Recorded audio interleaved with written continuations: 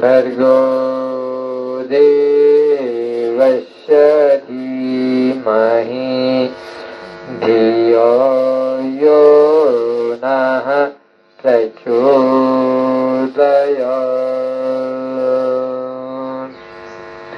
ॐ गुरुर्ब्रह्मा गुरुर्विष्णुः गुरुरेव महेश्वरः गुरुरेव परब्रह्म तस्मै श्री गुरवे नमः। तस्मै श्री गुरवे नमः।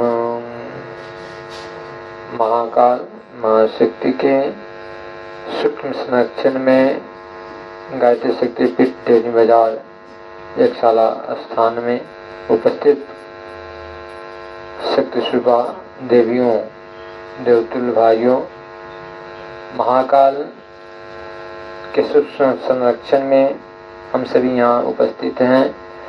महाकाल महाशक्ति की ये योजना है, यह गायत्री और यज्ञ। हमारे शास्त्रों में बताया गया है यज्ञो वही सर्व काम दुख है, यानी यज्ञ जो है मनुष्य की सभी कामनाओं को पूर्ण करता है। कामना यानी मनुष्य के मन में जो भी इच्छा है, चाह है, जो भी डिमांड है, मांग है, जो भी हम चाहते हैं वह यज्ञ भगवान हमें पूर्ण करते हैं। हमारे शास्त्रों में ऋषियों ने इसीलिए यज्ञ की महिमा को बताया है और यज्ञ का गुणगान किया है और यज्ञ करने के लिए सभी को बताया है कि सभी लोग यज्ञ करें। यज्ञ करने से यज्ञ भगवान उनकी सभी चाहत को, कामना को, इच्छा को, अभिरुचि को पूर्ण करते हैं। इसलिए प्राचीन समय में सभी ऋषिगण जो है बैठ करके यज्ञ करते थे। जितने भी हमारे ऋषि देवताओं को देखिए तो कोई भी समस्या होती थी, कोई भी उनको कठिनाई, विघ्न, बाधा, परेशानियां आती थी तो बैठ करके सामूहिक रूप से वे हवन करते थे, यज्ञ करते थे और भगवान से प्रार्थना करते थे एक भगवान से।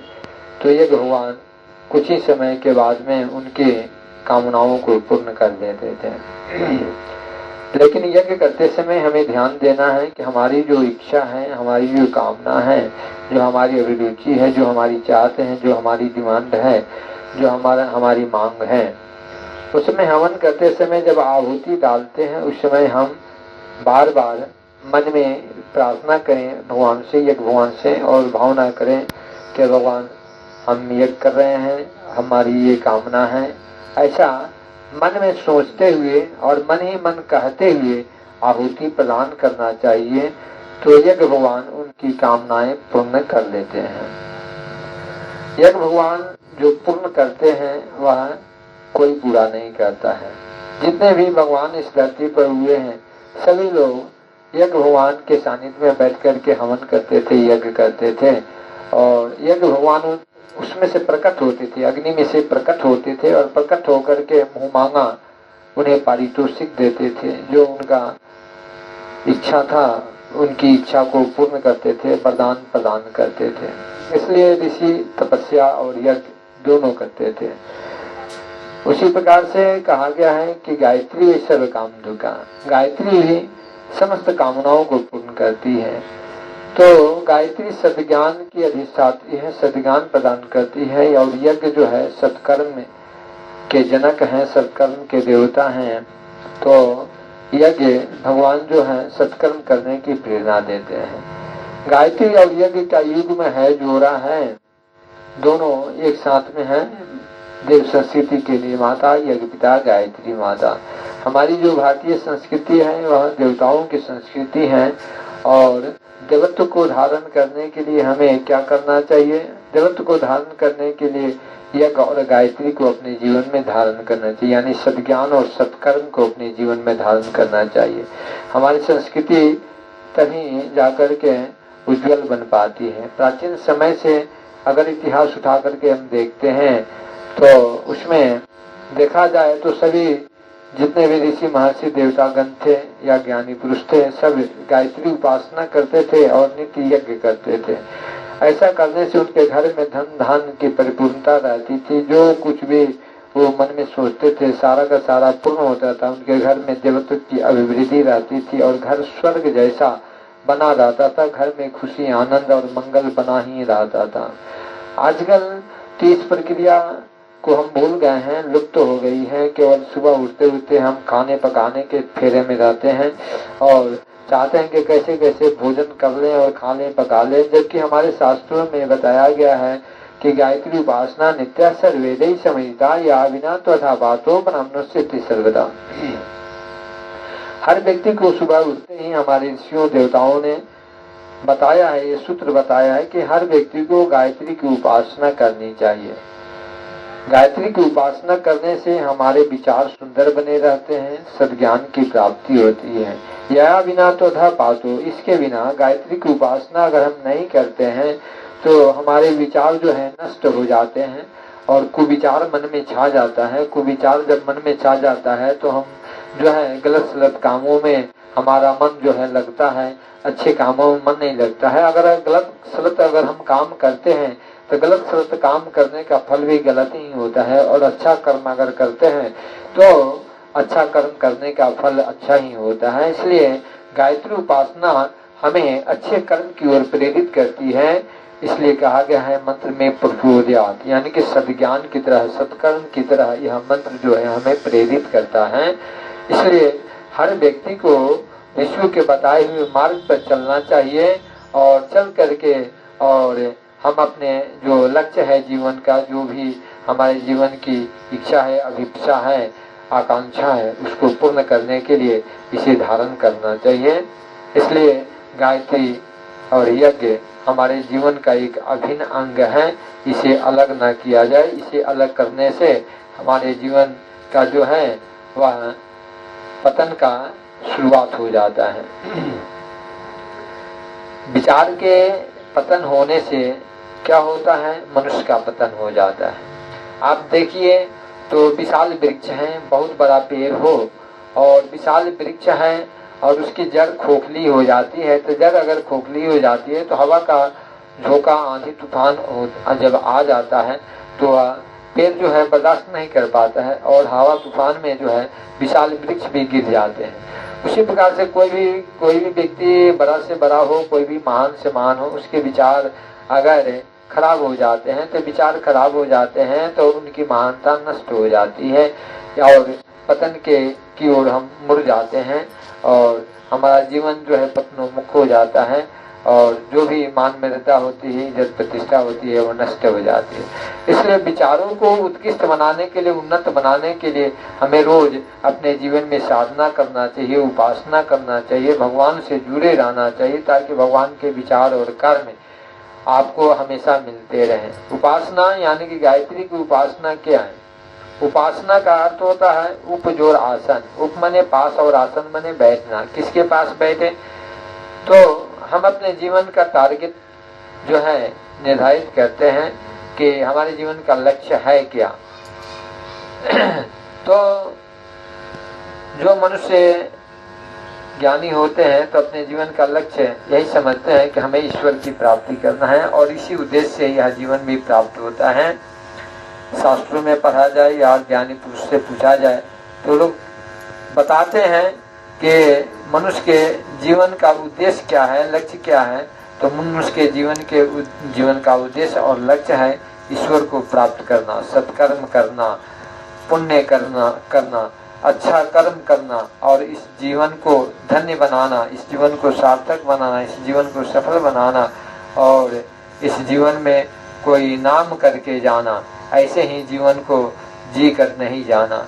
इस धरती पर अगर हम इतिहास उठाते हैं, रामकृष्ण की इतिहास उठाते हैं तो रामकृष्ण की इतिहास उठाते हैं, नाने के महापुरुषों का इतिहास उठाते हैं तो उनके जीवन से हमें यही प्रेरणा मिलती है कि उन्होंने सत्कर्म किया है और पुण्य को अर्जित किया है और सत्कर्म करने के लिए वो नित्य भगवान की उपासना करते थे, गायत्री की उपासना करते थे। जितने भी ऋषि महर्षि का इतिहास उठाते हैं तो इतिहास उठाते हैं तो विष्णु भगवान, ब्रह्मा जी, शंकर भगवान भी गायत्री मंत्र की उपासना करते थे। इसके बाद से आपके वशिष्ठ ऋषि, विश्वामित्र ऋषि, पुलत्स्य ऋषि, भागीरथ ऋषि, अत्रि ऋषि, चरक ऋषि, यानी जितने भी भरद्वाज ऋषि, जितने भी ऋषि महर्षि इस धरती पर हुए हैं, सभी लोगों ने गायत्री मंत्र की उपासना की, क्योंकि हमारे विचार सुंदर बने रहे हैं, उत्कृष्ट बने रहे, उन्नत बने रहे, और हम विचार अच्छा बना के रखें। तो अच्छे विचारों से ही क्या होता है कि प्राणी जो है हमसे प्रेम करते हैं और हमारे निकट बने रहते हैं, और प्राणी निकट जब बने रहते हैं आपके, तो आपका सब काम होता है। प्राणी अगर आपसे घृणा करने लगे, आपसे दूर जाने लगे, तो फिर आपका काम जो है नहीं बनता है, आपके काम में विघ्न बाधा आती है, आपके काम होने में रुकावट आती है, बाधाएं आती है, आपको परेशानियां जीवन में खड़ी हो जाती है। इसलिए गायत्री की उपासना जो है हर व्यक्ति के लिए आवश्यक इसलिए है कि आप को वशीकरण हो जाता है। जो भी व्यक्ति आपसे दूर जाते हैं वो आपको आपके नजदीक आने लगते हैं, और जब आपके नजदीक लोग आने लगते हैं तो आपका काम कभी रुकता नहीं है, आपका काम अपने आप होना शुरू हो जाता है। गायत्री माता की यही कृपा है। इसलिए हर व्यक्ति को गायत्री उपासना अवश्य करनी चाहिए। गायत्री उपासना को ही संध्या बंदन कहा जाता है। अपने हिंदू धर्म में 3 त्रिकाल संध्या यानी 3 टाइम का, 3 समय का जो है गायत्री मंत्र की उपासना यानी कि गायत्री मंत्र का जप करना चाहिए 3 टाइम। लेकिन आज व्यक्ति जो है 1 टाइम भी जप करना नहीं चाहता है। इसके बारे में शास्त्रों में बताया गया है कि कहा गया है कि जो एक समय भी गायत्री की उपासना नहीं करते हैं, किसी देवी देवता का जप नहीं करते हैं, पूजा नहीं करते हैं, तो वो आदमी मनुष्य नहीं है। वो मनुष्य शरीर में वो पशु है, यानी उसके अंदर पशुता है, उसको ज्ञान नहीं है। जो मूर्ख है, जिस प्रकार से पशु मूर्ख होते हैं, उसी तरह से वो आदमी मूर्ख है और झूठ मूठ के वह जीवन जी रहा है। इसलिए हर व्यक्ति को जो हमारे ऋषियों ने रास्ता बताया है उस रास्ते के अनुसार चलना चाहिए, और उस रास्ते से चलते हैं तो आपके जीवन की कोई भी परेशानी है और कोई भी विघ्न बाधा है, कोई भी काम है, आपके जीवन का अपने आप ईश्वर जो है उसको पूर्ण कर देते हैं। ईश्वर से हम दूर रहते हैं, और ईश्वर से दूर रह करके चाहें कि हमारी इच्छाएं पूरी हो जाए, तो ईश्वर से दूर रह करके इच्छाएं पूर्ण नहीं होती है, और पूर्ण भी नहीं होती है, और तरह तरह की परेशानियां जीवन में लगी रहती है। ईश्वर को अपने नजदीक अगर बुलाते हैं, ईश्वर को अपने नजदीक अपने वश में कर लेते हैं, तो ईश्वर की कृपा से सारा काम आपका पूर्ण हो जाता है। इसलिए गायत्री उपासना जो है सभी उपासनाओं में, सभी मंत्रों में वह सर्वश्रेष्ठ है, और धरती और स्वर्ग पर कोई ऐसा मंत्र नहीं है जो कि गायत्री उपासना का मुकाबला कर सके।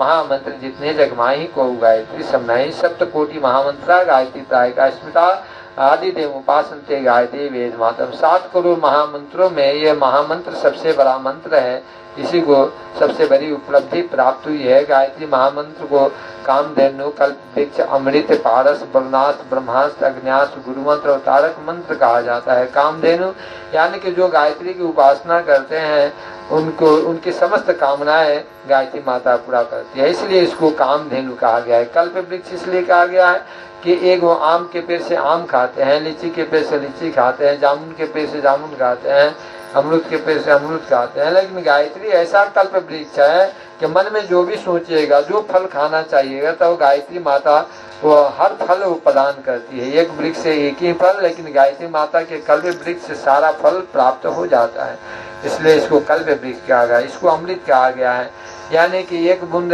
अमृत मिलता है तो मरा हुआ व्यक्ति भी जिंदा हो जाता है। गायत्री भी उसी तरह से, गायत्री की उपासना जो करते हैं वह अमृत का काम करता है, उसका जीवन अमर हो जाता है, यानी कि शरीर छोड़ने के बाद में उसको नरक में नहीं जाना पड़ता है, वह जीते जी भी अमर रहता है और शरीर छोड़ने के बाद भी अमर रहता है। उसका बंधन पूजा होता है, उसकी मान प्रतिष्ठा बड़ी रहती है। यह जीवन को अमर बनाने वाला मंत्र है। अमृत पारस, पारस जो है, पारस एक ऐसा पत्थर होता है जिसको हम लोहा में स्पर्श कर देते हैं, छुला देते हैं, तो लोहा जो है सोना बन जाता है। तुच्छ से तुच्छ व्यक्ति हो, मूर्ख से मूर्ख व्यक्ति हो, अज्ञानी व्यक्ति हो, और वह किसी तरह से उसको मान सम्मान समाज में नहीं है। अगर गायत्री उपासना करने लगा तो अब तुच्छ आदमी जो है, दिनहीन व्यक्ति जो है, हे दृष्टिकोण से देखे जाने वाला मनुष्य जो है, वह उसकी मान प्रतिष्ठा बढ़ जाती है। वो महापुरुषों और देवताओं की तरह वह पूजनीय बन जाता है। गायत्री उपासना से ये फायदा होती है। ये पारस पत्थर की तरह काम करता है। ये अमृत है, ब्रह्मास्त्र है। ब्रह्मास्त्र प्राचीन समय में ऋषि लोग जो है इसी मंत्र से पानी बरसाते थे। ये ब्रह्मास्त्र है। आप किसी समस्याओं से गिर गए और दुश्मनों से गिर गए, उसी स्थिति में गायत्री मंत्र की उपासना आप करते हैं और गायत्री मंत्र का जप करने लगे तो ब्रह्मास्त्र का ये काम करता है, सभी दुश्मनों को वह जो है मूर्छित कर देता है, मूर्छित करके और आपको त्राण देता है, आपकी रक्षा और आपका कल्याण करता है। ये गुरु मंत्र है। जितने भी इस धरती पर गुरु हैं, सभी गुरुओं ने इसी मंत्र का जप किया है, तब वे गुरु पद पर आसीन हुए हैं। ब्रह्मा विष्णु शिव सभी लोगों ने गायत्री मंत्र की उपासना की है। इसलिए हमें भी गायत्री मंत्र की उपासना करनी चाहिए। हर व्यक्ति अगर गायत्री मंत्र की उपासना करते हैं तो अद्भुत शक्ति, विलक्षण शक्ति और जो कुछ भी आप चाहते हैं सारी जो है चीजें प्राप्त हो जाती है। और भगवान देवता लोग उपासना करते थे और हम करते नहीं है। ये दुर्भाग्य है हमारा कि मनुष्य जोनि में आए हैं, मनुष्य जोनि में आकर केवल खाने पकाने में जो है हम अपना जीवन बिता रहे हैं और भगवान की उपासना नहीं कर रहे हैं। भगवान की प्राप्ति का हम जो है मन में आकांक्षा नहीं रखे हुए हैं और केवल धन प्राप्ति के पीछे दौड़ रहे हैं, जो नश्वर है, नष्ट हो जाने वाला है, कुछ भी साथ जाने वाला नहीं। जो साथ जाने वाला है, पुण्य साथ जाने वाला है, सत्कर्म करके हम पुण्य कमाते हैं, तो साथ जाने वाला है, तो उसको हम नेगलेक्ट करते हैं, नजरअंदाज करते हैं। और जो साथ नहीं जाने वाला है उसको हम क्या करते हैं, उसको अपने जीवन में धारण करते हैं। ऐसा करने से क्या होता है, ये दुर्बुद्धि है। इसी दुर्बुद्धि को सद्बुद्धि में बदलने के लिए हमें गायत्री मंत्र की उपासना करनी चाहिए। जितने भी इस धरती पर महापुरुष गण हुए हैं, सभी लोगों ने गायत्री की उपासना किया और गायत्री मंत्र की उपासना किया तो वो बहुत आगे बढ़ गए और वो इस जीवन को धन्य बनाए, सफल बनाए और सार्थक बनाए। अपने जीवन को सफल और धन्य और सार्थक बनाने के लिए हमें भी गायत्री की उपासना नित्य करनी चाहिए। ऐसा शास्त्र और ऋषि देवता गण हमें बताते हैं। और इसके बाद से गुरु मंत्र है, ये तारक मंत्र है। हम 84 लाख जोनियों में भटकने के बाद में मनुष्य जोनि में आए हुए हैं। तो मनुष्य जोनि में हम आए तो पिछले जन्म में जो भी हमने गलत सलत काम किया, जो प्रारब्ध था, जो कुसंस्कार था, उसको काटने को, उसको प्रक्षालन करने के लिए, उसको दूर करने के लिए, उसका उच्छेदन करने के लिए गायत्री महामंत्र ही एक प्रबल जो है वह अस्त्र शस्त्र है। गायत्री मंत्र के द्वारा ही हम पिछले जन्मों के कुसंस्कार को, प्रारब्ध को काट सकते हैं और फिर अपना एक नया जीवन, नूतन जीवन जो है आप सृष्टि कर सकते हैं। इसलिए गायत्री मंत्र की उपासना हमें बहुत ही जरूरी है करनी। और ये गुरु मंत्र है, तारक मंत्र है और ये क्या है, अंत में ये ब्रह्मलोक की प्राप्ति कराती है। इसके बारे में शास्त्र में कहा गया है ऋग्वेद में, क्यों मुस्तामया वरदा वेद माता प्रचोदयन्ताम पामानि द्विजानाम माय प्राणम प्रजाम पशुम गेतिम देवरम ब्रह्मचितम एम तत्वा विजत ब्रह्मलोकम।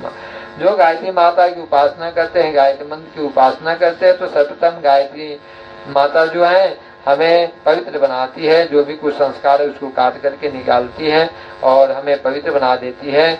और इसके बाद से ज्ञान प्रदान करती है।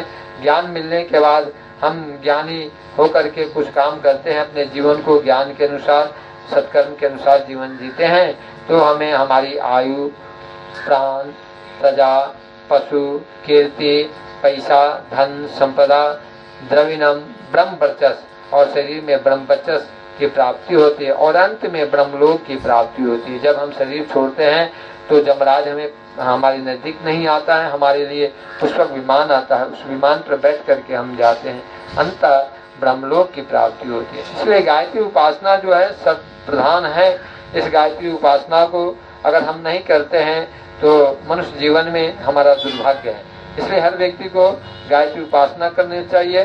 गायत्री की उपासना करने से हमारी चैतन्य शक्ति जो है, जड़ और चेतन से जो है जीवन और प्रकृति बना हुआ है, तो जड़ता छाई रहती है। और गायत्री उपासना जब हम करते हैं तो जड़ता हमारी समाप्त होती है, पशुता हमारी समाप्त होती है, अल्पता, संकीर्णता समाप्त होती है और हमारे जीवन में क्या होता है और चैतन्यता मिलता है। चेतनशील हम प्राणी कहे जाते हैं। चेतनशील अगर प्राणी नहीं है तो यह जीवन जीना बेकार है।